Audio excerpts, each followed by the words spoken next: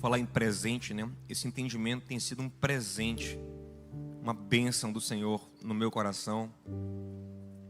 Eu quero tentar te ajudar a construí-lo, se é que você já não o tem, até talvez mais desenvolvido do que eu. Mas não vale, não desperdício reforçá-lo em seu coração. É importante que você fique atento e atenta. Primeira carta de Paulo aos Coríntios, capítulo 4. Paulo fala assim, ó, versículo 1. Assim, pois, importa que todos nos considerem como ministros de Cristo e encarregados dos mistérios de Deus. Ora, além disso, o que se requer destes encarregados ou mordomos é a mesma coisa? O que se requer deles é que cada um deles seja encontrado fiel. Mas a mim pouco importa ser julgado por vocês ou por um tribunal humano, nem eu julgo a mim mesmo. Porque a consciência não me acusa de nada, mas nem por isso me dou por justificado. Pois quem me julga é o Senhor. Meus amados, Paulo está falando aqui algo que a princípio, se a gente não tiver uma atenção e fizer uma interpretação enviesada pelas filosofias do nosso tempo, a gente comete um erro muito grande. Porque parece a princípio que Paulo está falando o seguinte, ó, eu não estou nem aí para o que ninguém pensa sobre mim. Eu não estou nem aí para a forma como vocês avaliam a minha conduta e a minha vida. E existe uma fala muito forte nesse sentido hoje em dia, tipo assim, esqueça o que as pessoas pensam de você. Pouco importa o que as pessoas pensam de você. Esqueça, isso é um peso desnecessário. E Paulo vai além. Paulo fala, nem eu julgo a mim mesmo. E aí, se a gente continuar nessa mesma linha moderna de esqueça o que as pessoas pensam de você, dá para encaixar também isso aqui, isso também é dito no seguinte sentido, nem você se julgue. Para que se julgar tanto? Simplesmente viva. Viva o que você quer viver, viva o que você acredita, seja você, não importa o que pensem, e pare também com esse criticismo todo interno. Pare de se julgar. Só viva. Só seja. Graças a Deus que ninguém disse glória a Deus. Amém. Mas isso é um conceito moderno muito divulgado, muito difundido. Mas será que é isso que Paulo está dizendo? Alguma coisa ele está dizendo. E essa fala é interessante, a gente vai entender ela. Mas será que é isso? Eu adianto a você que não. Porque em vários outros contextos, em várias outras cartas, Paulo deixa claro que sim, ele se importava com o que as pessoas pensavam sobre a sua conduta. E explica a sua conduta. Nessa mesma carta, no próximo capítulo, no capítulo 5, Paulo trata um caso de grave imoralidade na comunidade dos Coríntios e ele manda que os irmãos julguem. Então ele mostra que esse juízo comunitário, esse juízo do outro sobre os atos, a conduta e a moralidade, ele cabe, ele deve ser feito em certos momentos.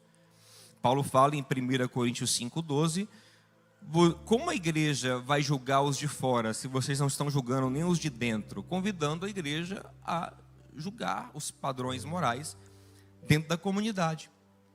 E Paulo também nessa mesma carta nos convida ao autoexame e ao autojulgamento. Lá em 1 Coríntios 11:28 ele diz, examine-se o homem a si mesmo. E no 31 ele fala, se nós nos julgássemos, não precisaríamos ser julgados pelo Senhor. Então como é que Paulo orienta que haja um julgamento na comunidade e que você também se julgue na sua moralidade, na sua conduta E ele fala que eu não estou nem aí para ser julgado por vocês, nem por nenhum tribunal humano, e também não julgo a mim mesmo. Como entender isso aqui? Isso aqui é muito importante.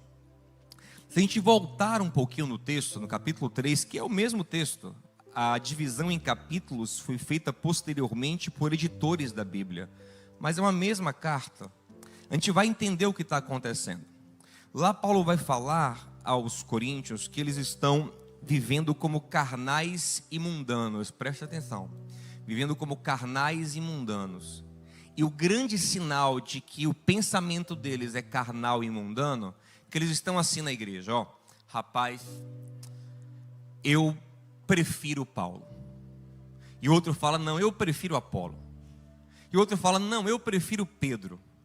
Mas não é só prefiro, eles vão além, eles falam assim, eu sou de Paulo. O outro fala, eu sou de Apolo. O outro fala, eu sou de Pedro. Tim Paulo, Tim Apolo, Tim Pedro.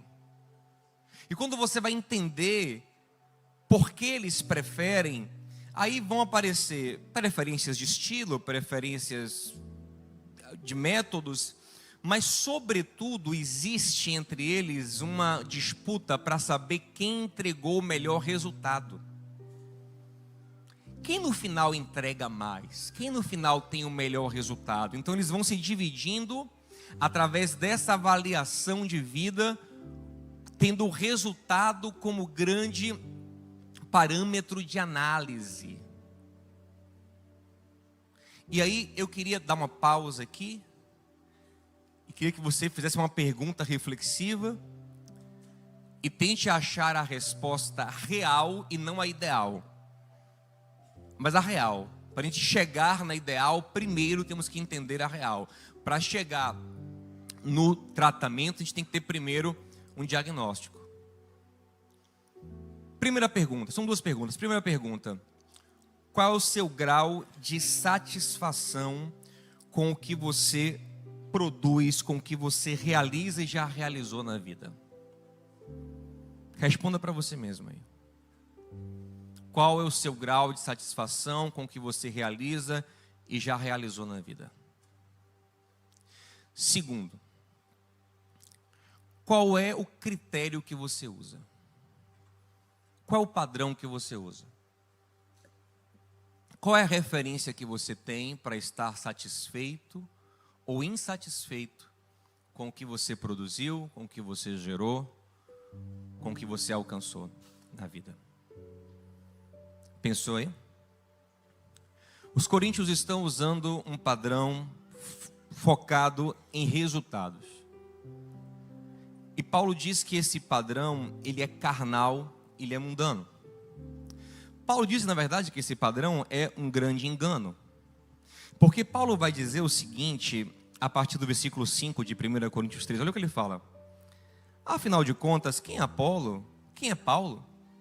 Apenas servos por meio dos quais vocês vieram a crer, conforme o ministério que o Senhor atribuiu a cada um.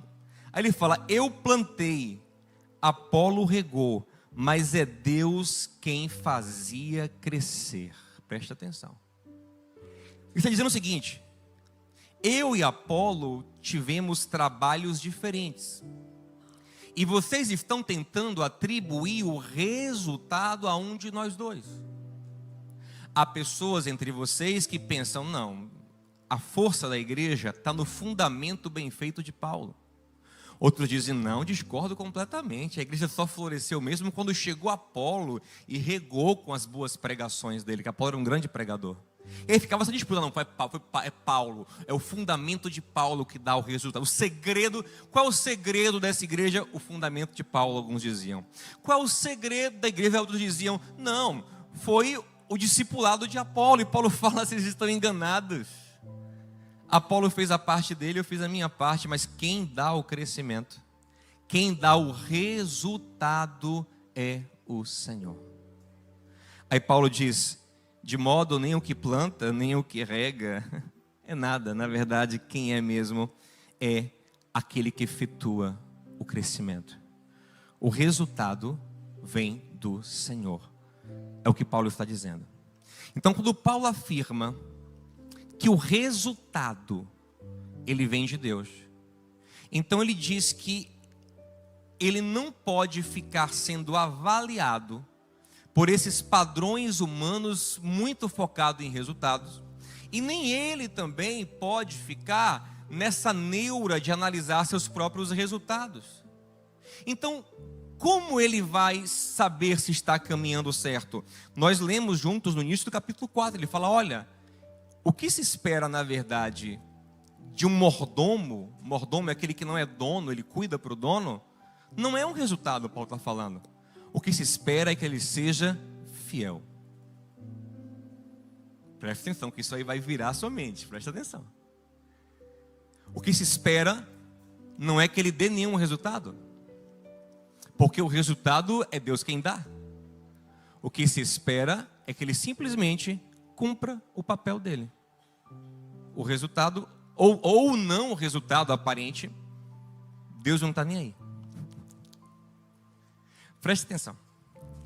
Eu desafio você a procurar em qualquer lugar na Bíblia, de Gênesis a Apocalipse, Deus pedindo a qualquer homem ou a qualquer mulher um resultado específico.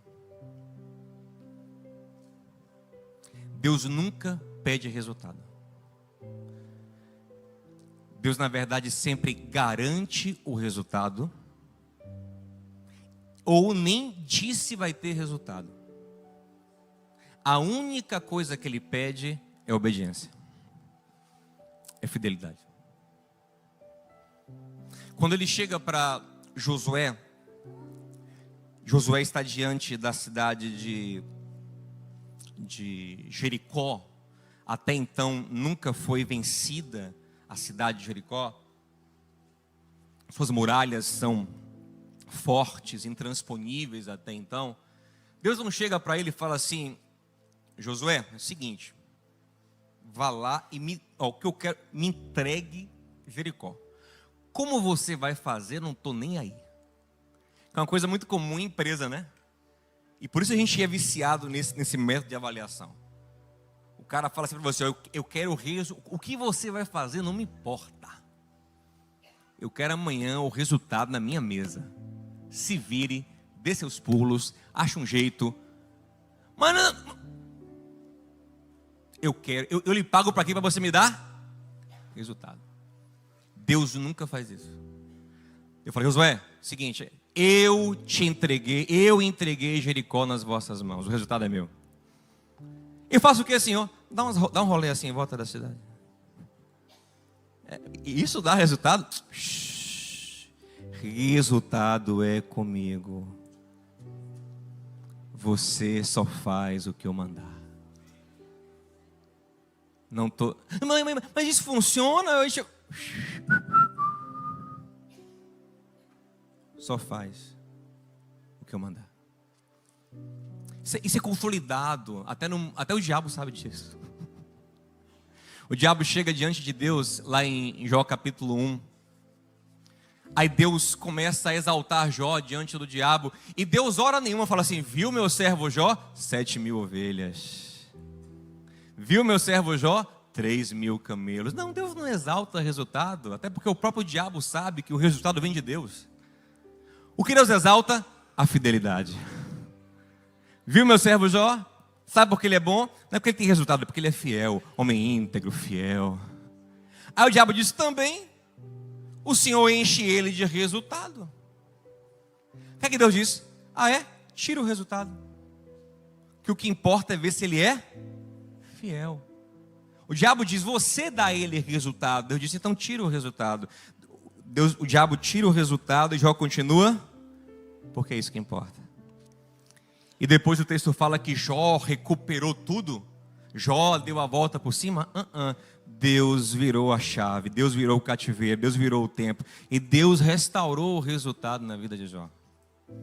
Mas em nenhum momento Deus fala, Jó, vamos lá, aplica um novo método de crescimento. Jó, vamos lá, Jó, você tem que aplicar um novo método para você. Não. É só ser fiel. E o resultado é comigo. É o que está claro. No Salmo 101, versículo 6, diz que Deus procura um tipo de gente na terra. E não é o habilidoso, não é o competente, não é quem tem grandes métodos de resultado. Deus procura os fiéis da terra. Deus procura as pessoas que vão obedecer a Ele. É esse o tipo de gente que Deus quer. Se a gente não compreender isso, nós vamos ficar frustrados, mesmo vivendo a vontade de Deus. Ou vamos ficar felizes, não vivendo a vontade de Deus. A gente tem que ter cuidado com essa visão que nós temos. Porque Elias estava fazendo uma obra maravilhosa, fazendo coisas tremendas, desafiou os profetas, glorificou a Deus, mas a coisa não teve o resultado que ele esperava que tivesse, e ele ficou em depressão, batidão. Aí Deus falou assim, mas brincadeira, rapaz. Estou parafraseando, né? Mas tipo, Elias, por que você está assim? Não, porque não alcancei meus resultados. Isso, Binho, mas quem disse que você tem que alcançar esse resultado, Binho? Quem disse que o negócio aí é seu, Binho? É meu, Elias. Acorda. Acorda, Elias. E às vezes a gente está com o coração abatido, triste, amargurado, porque a gente não está alcançando resultados que as pessoas acham que a gente tem que alcançar, ou que nós mesmos nos pressionamos para alcançar na vida. E Deus fala, quem disse que tem que ter isso? Quem disse? Quem disse que a sua aprovação é essa? Quem disse isso? Mas fulano, mas não sei o que, mas eu vi no Instagram, mas não sei o que, mas fulaninho falou que você não alcançar, que... Quem disse? Quem disse isso? Se você olhar para os profetas, eles não tinham esses resultados que, segundo o padrão carnal do mundo, eles não tinham. Os maiores homens de Deus da Bíblia, eles não tinham esses resultados. Jeremias um dia fica surtado. Em Jeremias 27 ele fala, Senhor, sabe de onde o Senhor me enganou? Não, cá entre nós, o Senhor me enganou. O Senhor disse que eu era profeta, mas ninguém me ouve. Toda vez que eu profetizo, só atraio raiva, só atraio ódio, só atraio angústia para minha alma. Senhor, é isso? É isso que o Senhor quer? Você fala, é. Mas é isso mesmo que eu quero de você. Não, então eu vou tentar aqui converter o povo, eu vou tentar aqui fazer com que o cativeiro não aconteça. Ele falou, não, você não foi chamado para isso, você foi chamado para ser uma testemunha minha de que o cativeiro vai acontecer. Ninguém vai se converter mesmo não, no seu ministério. É isso mesmo aí, você vai viver isso aí.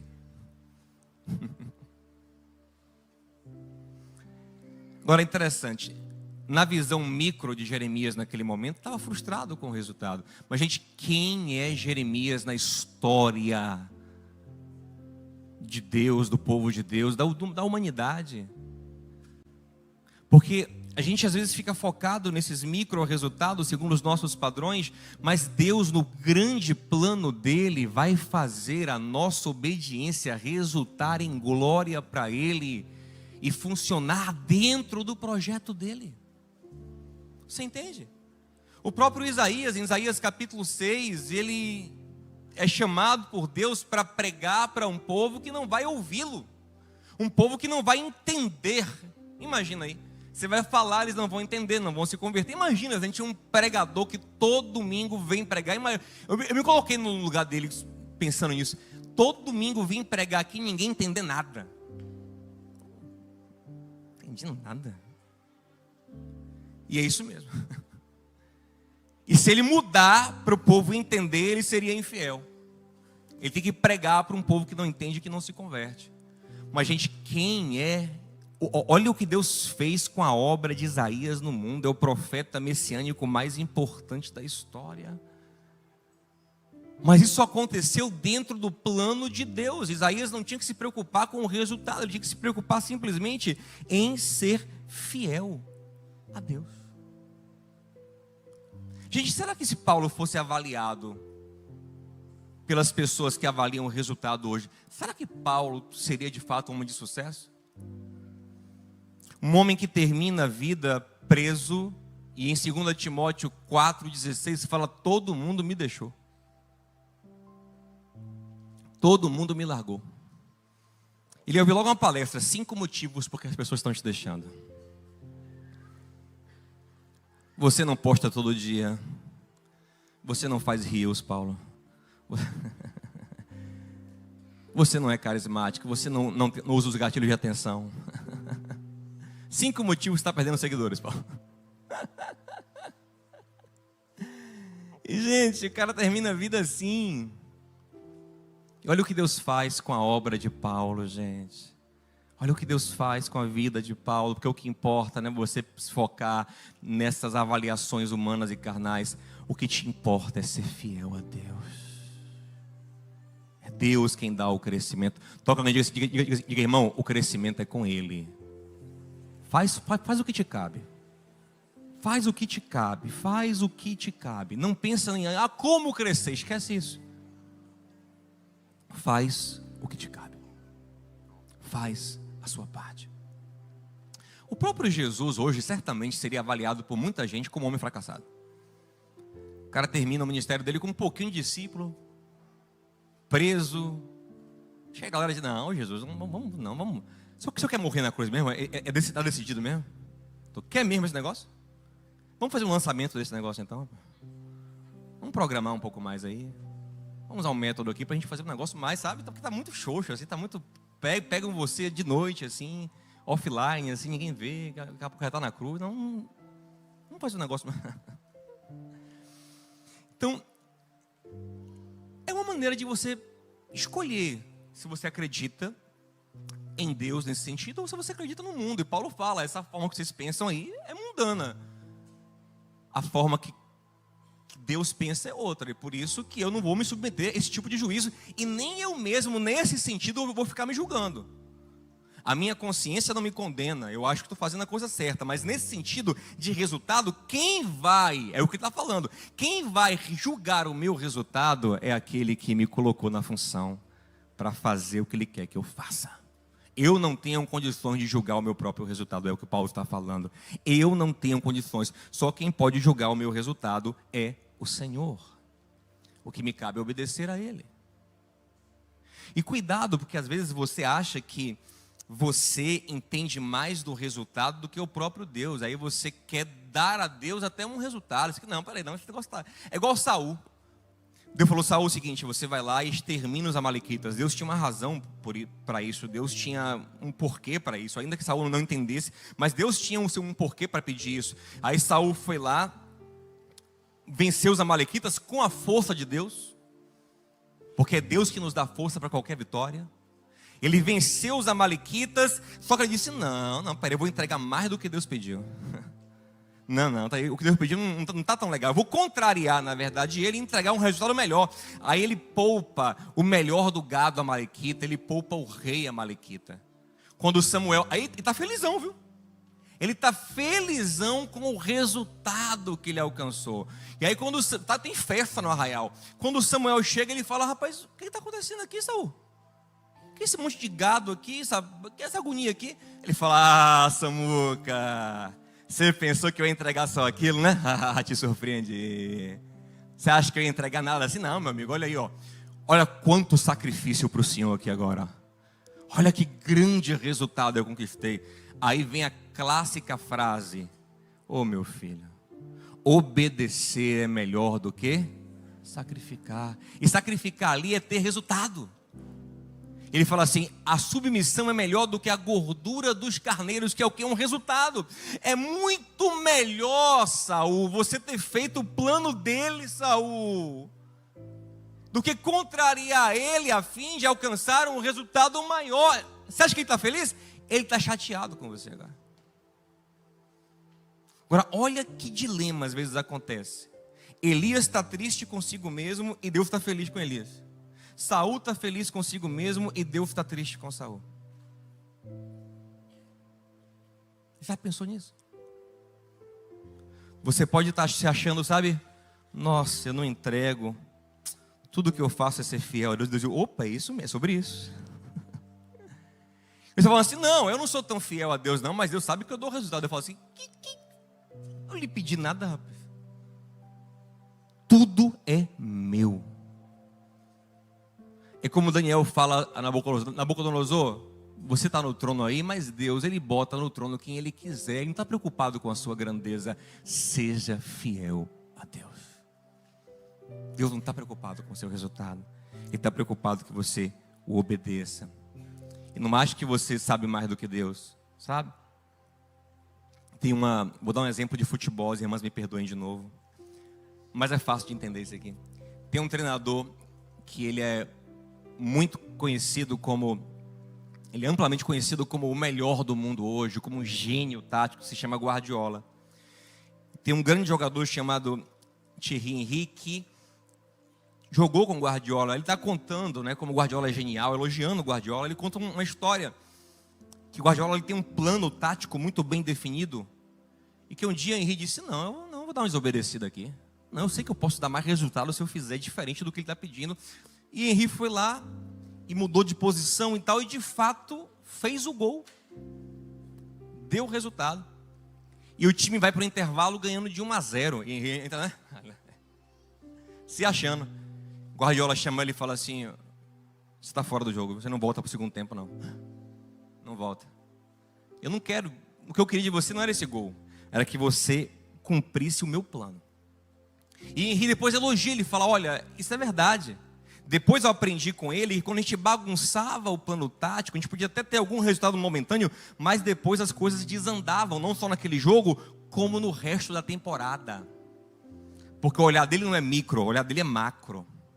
E ele passou a concordar com Guardiola que ele não poderia bagunçar o plano de Guardiola, mesmo se ele desse um resultado aparente momentâneo. Só que Guardiola, gente, ele é falível. O nosso Deus é perfeito.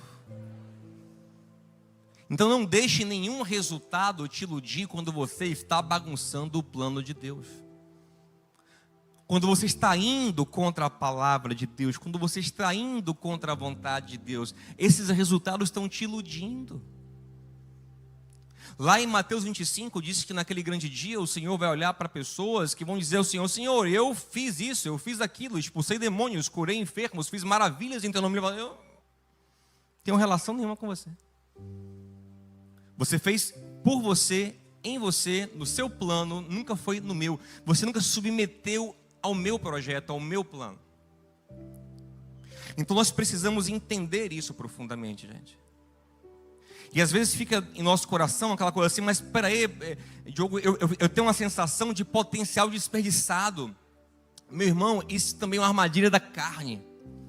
Quer ver uma coisa? Gente, se você olhar para Estevão, pregando em Atos 6, em Atos 7, meu irmão, que pregador era Estevão, que evangelista era Estevão. Em Atos 6, 9 e 10 diz que os mestres tentavam disputar com Estevão e não conseguia, tamanha era a força dos seus argumentos, o espírito, né, fervoroso com que ele falava, ninguém conseguia debater com ele. E aí? Estevão teve potencial desperdiçado? De forma alguma. Estevão cumpriu perfeitamente o plano de Deus para a vida dele, que é certamente muito melhor do que qualquer outro, que qualquer outra pessoa poderia ter.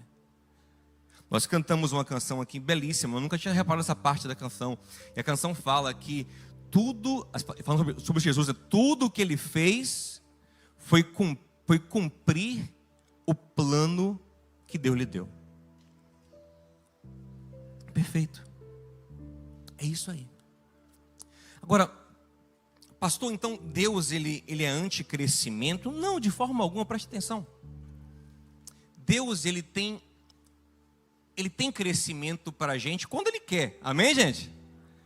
Porque o crescimento, na verdade, é um crescimento também em fidelidade. Esse é o crescimento que importa. E, inclusive, se ele tiver que tirar qualquer resultado da sua vida para que você cresça em fidelidade, ele fará. Amém, gente? Porque o que mais importa é que o seu caráter se desenvolva para ser como Cristo. Mas se estiver alinhado no plano dele, ele pode te dar crescimentos de resultados também. A questão é eu saber se eu estou de fato alinhado com Deus ou não.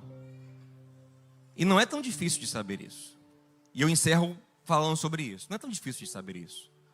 Quem tem o Espírito Santo e conhece a palavra de Deus, meu amado, ele vai percebendo. Ele sabe o que de fato Deus quer que ele faça. E o que é que ele faz porque ele quer um resultado. Ele sabe. Porque ali em Mateus 25 é muito claro. Preste atenção. Ali é uma parábola do reino de Deus, eu vou encerrar com ela. E ela diz que o rei, que é o Senhor ali, distribuiu para todos os seus servos uma quantidade de talentos, de recursos, uma tarefa. Isso significa que todo mundo que serve a Deus não vai receber, mas já recebeu de Deus alguma coisa. Toca alguém e diga assim: você já recebeu alguma coisa do Senhor. Você não vai receber, você já recebeu. Você já recebeu. Lá em 1 Pedro 4,10, Pedro fala: cada um administre como, gente? Com habilidade, não é? Cada um multiplique, não é isso que fala? Não, cada um administre com fidelidade o que recebeu, o dom que recebeu, como despenseiros, como mordomos das muitas formas da graça de Deus, para servir outras pessoas. Então todo mundo recebeu uma coisa do Senhor. E o texto fala que o Senhor, ele foi dando para cada servo de acordo com a sua capacidade. O que significa isso? Que ele já sabe o que esperar daquela pessoa. Ele já sabe qual é o resultado. Ele não está nem preocupado com o resultado. Ele já sabe o que vai vir. Ele mesmo que permite, ele mesmo que dá as condições. 5 para um, 2 para outro e 1 para o outro. Ele volta. E aí o que recebeu 5 chega para ele e fala assim: está aqui, ó, mais 5. Você não vai ver hora nenhuma o Senhor falar assim: rapaz, você é bom, viu? Que cara bom, viu? Menino bom, menino competente. Mais 5, hora nenhuma, até porque para o Senhor tudo aquilo é pouco. Olha o que o Senhor fala: você foi fiel no pouco. Até o que recebeu 5 é pouco. A gente fica achando que alguém na terra tem muito, gente, todo mundo na terra tem pouco. Muito é o que o Senhor tem nas mãos. Muito é o que está preparado na eternidade para a igreja desfrutar glorificando ao Senhor. Todo mundo aqui tem pouco. Ele falou assim: foste fiel no pouco. Eu assim: foste fiel. É o que eu queria de você. Fidelidade. Você pegar e acreditar no que ele disse, fazer, trabalhar. Legal, ganhou mais 5, beleza. Foste fiel. Foste fiel. O de 2, veio 2. E ele não falou, ele falou: 2, dobrou, não. Bênção, foste fiel no pouco também. Aí o de 1, olha como ele pensa, ele se apresenta e fala assim: ó, tá aqui o que é do Senhor. Enterrei, porque eu ouvi falar do Senhor. O Senhor quer plantar onde não colheu. O Senhor quer colher um resultado que o Senhor não me dá condição de desenvolver. Olha como a mente dele é focada no resultado. Eu com medo de não ter o resultado, de ter um resultado negativo, fiz o quê? Guardei. Era melhor não dar nada do que perder, né? Então tá aqui. Na mente dele, na verdade, Deus está preocupadíssimo com o resultado que ele vai entregar. Aí o Senhor fala assim: rapaz, ele fala assim: você não multiplicou, você não triplicou. Não, ele fala assim: rapaz, por que você não pegou e pelo menos colocou na mão dos banqueiros para render alguma coisa? Você não ia dobrar, mas rendia ali, né? A poupança 0,5%. Porque você, meu filho, o que me incomoda em você, o contexto desse, não é o quanto que você rendeu ou não. O que me incomoda em você é você não fazer nada, que mostra a sua infidelidade, mostra a sua ingratidão, mostra como você é insatisfeito comigo e com o que eu te dei, como você é amargurado com a vida. Você não faz nada. Se aquele cara, a gente entregasse o que ele recebeu, mais 0,5 que ele botou na poupança, sabe o que ele ouviu do Senhor? Igual aos outros: servo bom e fiel. Era o melhor que você podia fazer, meu filho? Servo bom e fiel. Porque Deus não está preocupado com quanto que você entrega. Ele quer que você faça o quê? Seja grato pelo que Ele te deu e entregue o seu melhor. confiando que Ele não te deu à toa, que Ele não te deu em vão. E o que Ele te deu é exatamente o que você tem que ter nas mãos hoje. Há uma possibilidade de crescimento? Há. O que recebeu 5, passou a administrar mais. Quem recebeu 2, passou a administrar mais, mas para o Senhor. O Senhor toma, o Senhor tira, o Senhor dá para o outro. Isso aí, gente, Deus não está nem aí para isso. O que Ele está vendo é o seguinte: eu quero ver se essa pessoa quer me agradar. Se ela quer trabalhar comigo, se ela quer me agradar, se ela é fiel ao que eu confiei ou não. Se ela cuida, se ela trata bem aquilo que eu dei a ela. É só isso. Esse é o critério de Deus. E aí Paulo fala em 1 Coríntios 4, 1 e 2 que a gente leu. O que se espera de um mordomo de Deus é que ele seja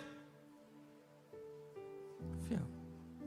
Se vai crescer, se não vai, se vai viver, se vai morrer, não importa. Gente, Daniel era fiel.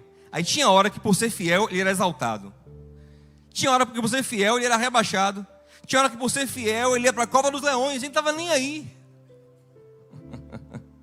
Porque a aprovação dele não estava em nenhuma métrica humana, e nem dele mesmo. A aprovação dele estava em ser fiel ao Senhor. Sadraque, Mesaque, Abednego, Azarias, Misael e Ananias estão diante da fornalha. E o rei fala assim: eu posso livrar vocês, se vocês se dobram, vocês vão ter um resultado melhor. Eles falam: não estão nem aí. Se a gente morrer, se a gente viver, sabe qual é a nossa vitória? É ser fiel ao Senhor.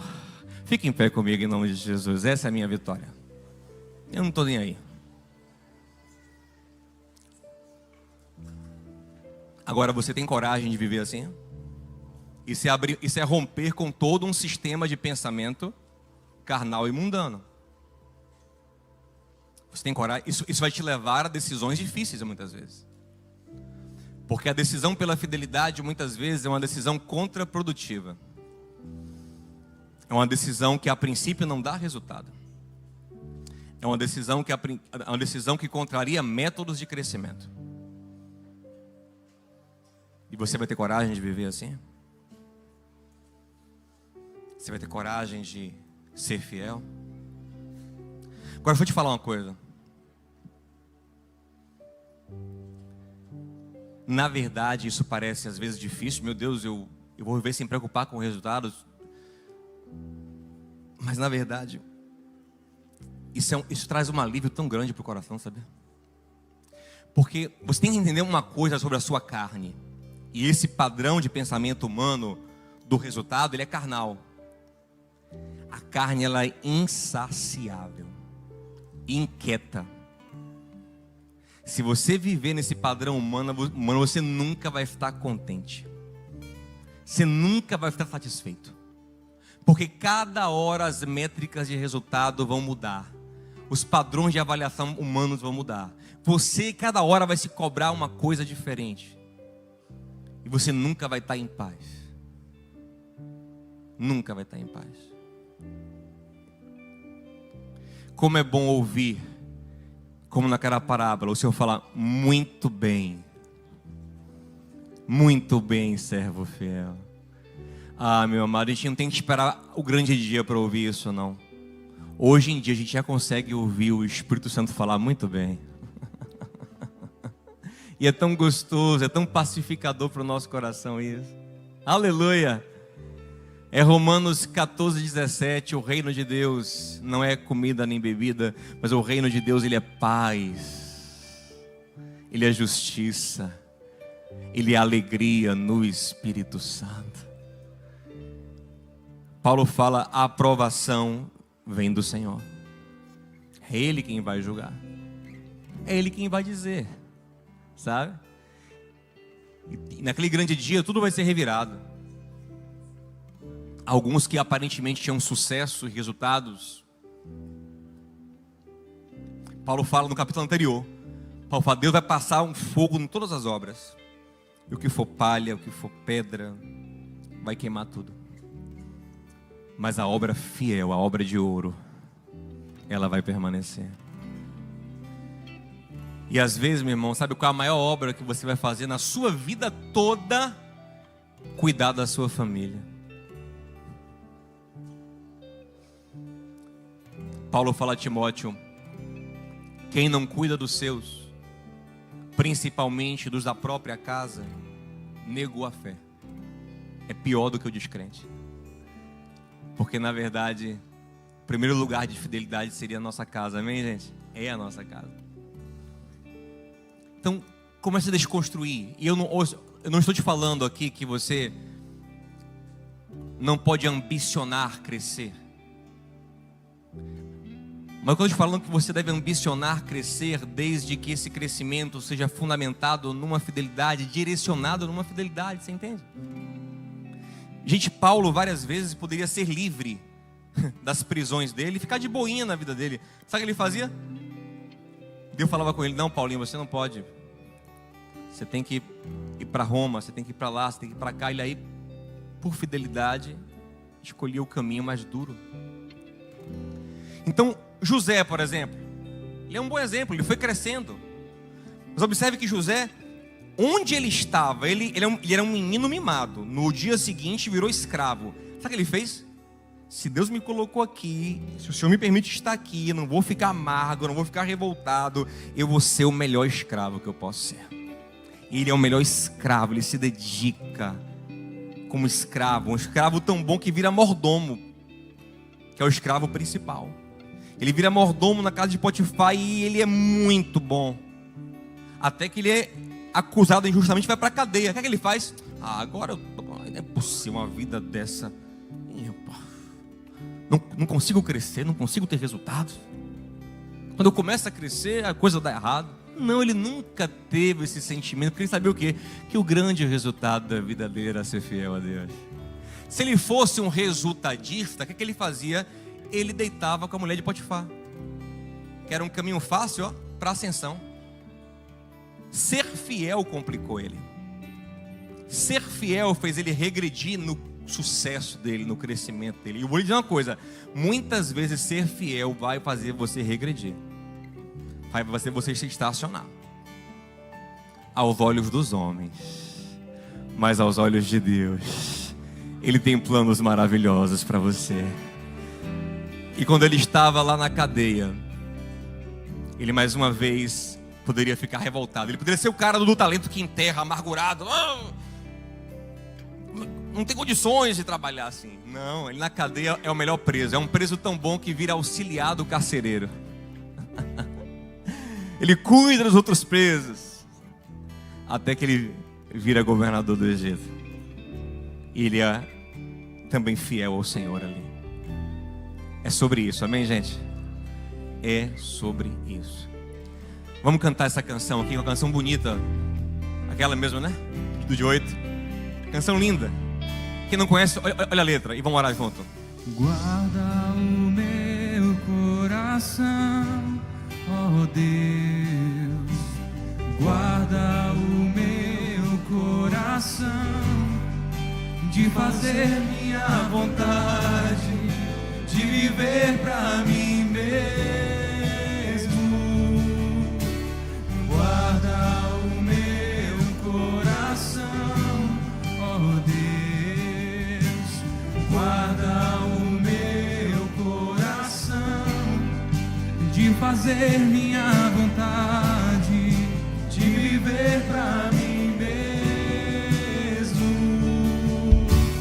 Quão insondáveis são os teus caminhos, inescrutáveis são os teus juízos. Minha vontade eu já deixei, o teu reino eu já ganhei. Minha vontade eu já deixei, o teu reino eu já ganhei.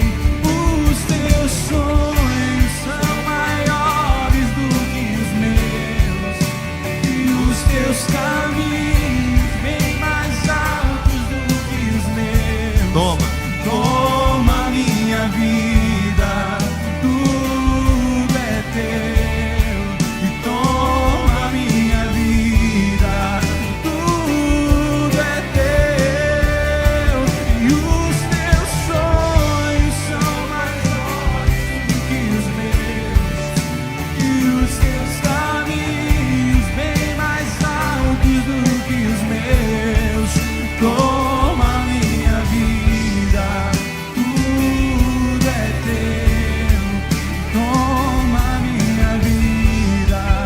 Segura um pouquinho. Vou fazer uma pergunta para você, pra gente orar e encerrar. Quem aqui gostaria de ter o apóstolo Paulo como pastor de uma igreja? Está numa igreja que o apóstolo Paulo é o pastor da igreja. Quem gostaria? Só esses irmãos? Meu Deus. Essa é a igreja de Coríntios mesmo. Misericórdia, repreende. Vou repetir. Quem gostaria de ser pastoreado pelo apóstolo Paulo? Levanta a mão. Sabia que a igreja de Coríntios não queria? Eles não queriam, achavam ruim. Não. Esse cara não é bom o suficiente, não. Esse cara não entrega. E já pensou? Olha como é a visão humana, gente. Olha como é a visão humana fundamentada em resultado. Não em fidelidade, mas em resultado. E assim, gente, o mundo nos avalia o tempo todo. Assim nós ficamos avaliando o tempo todo como não suficiente para quem? Para o padrão de quem? Para o gosto de quem? Quem você busca agradar? Pergunte isso ao seu coração aí. A quem você está tentando agradar? Que padrão você está tentando satisfazer? Qual é o sucesso que você está buscando?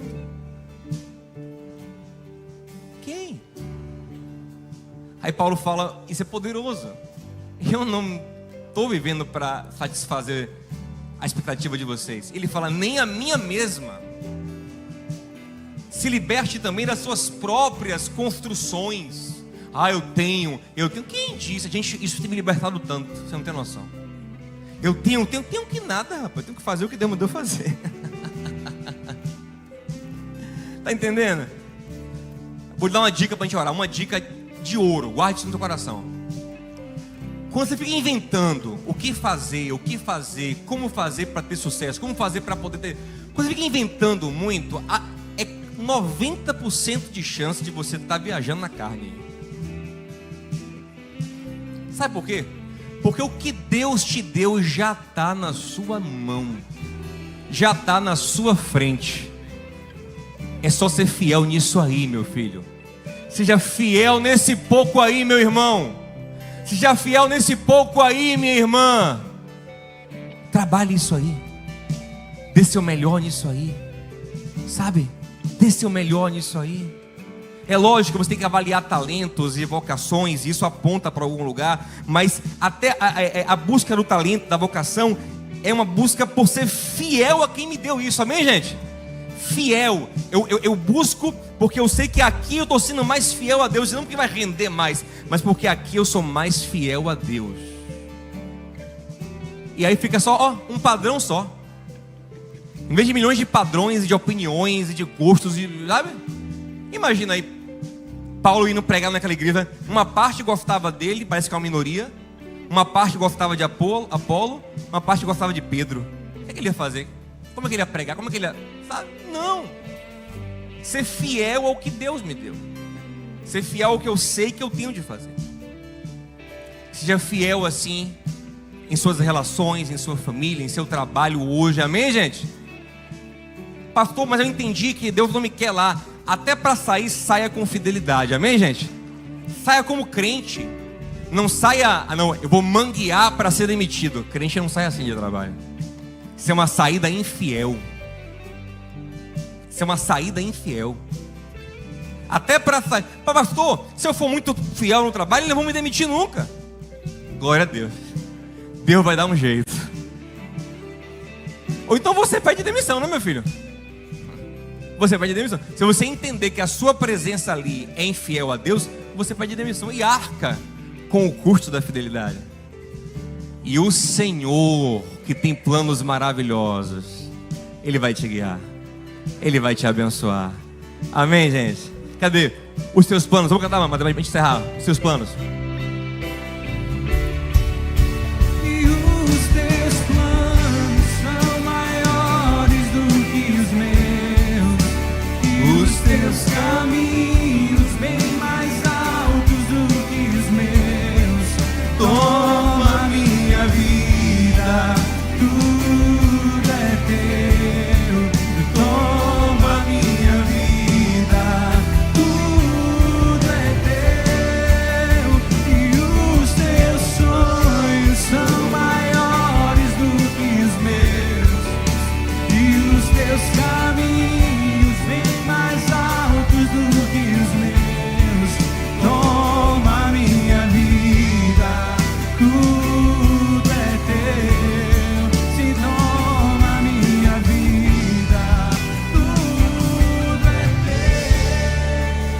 Vamos orar juntos. Pai querido e amado,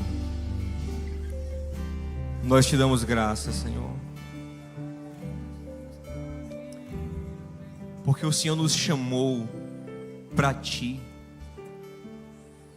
Ó Pai, que o Teu Espírito nos ensine de uma vez por todas que o que mais importa é agradar o Teu coração. E que a grande avaliação da nossa vida não são os resultados humanos que alcançamos, ou satisfazer as expectativas das pessoas e nem as nossas. Mas, Senhor, que aprovado é aquele que faz a Tua vontade, Pai. O que se espera dos dispenseiros de Cristo é que sejam fiéis. Que isso entre em nosso coração. Porque todos nós aqui já foram encarregados de alguma forma, Senhor. Todos nós aqui já fomos encarregados, Senhor. A carne, o mundo e até o diabo ficam nos provocando, dizendo que nós estamos dando ou não o resultado. Mas possamos hoje silenciar essas vozes de nosso coração e nos concentrar em ser fiéis, Senhor. Um vai plantar, outro vai regar, mas é o Senhor quem dará o crescimento que o Senhor quiser dar. O crescimento é Teu, Pai, para a Tua glória, para o Teu plano, para o Teu querer. Ó, meu Pai, em nome de Jesus, que o nosso coração descanse nisso, que o nosso coração se alinhe nisso, que nós possamos, como Jesus, nos submeter completamente ao Teu plano, Senhor. Porque Ele, aleluia, Ele para muitos foi um fracasso, mas nós sabemos que Ele fez a maior obra que um ser humano já fez na terra, porque Ele te obedeceu, aleluia, porque Ele te obedeceu, Senhor, porque Ele te obedeceu. A obediência é melhor, Senhor, do que qualquer resultado. A obediência é melhor do que qualquer gordura que possamos gerar na terra. Que possamos te obedecer, para que os Teus bons planos se cumpram nas nossas vidas, meu Pai. Em nome de Jesus. Amém. Que o amor de Deus, o nosso Pai, e a graça de Cristo, nosso Senhor, comunhão e consolação abundante do Santo Espírito de Deus, seja contigo e com a tua casa, em nome de Jesus. Toca no seu irmão, diga, irmão, só seja fiel, meu irmão. Só seja fiel, meu irmão. Que Deus te abençoe. Vá em paz, em nome de Jesus.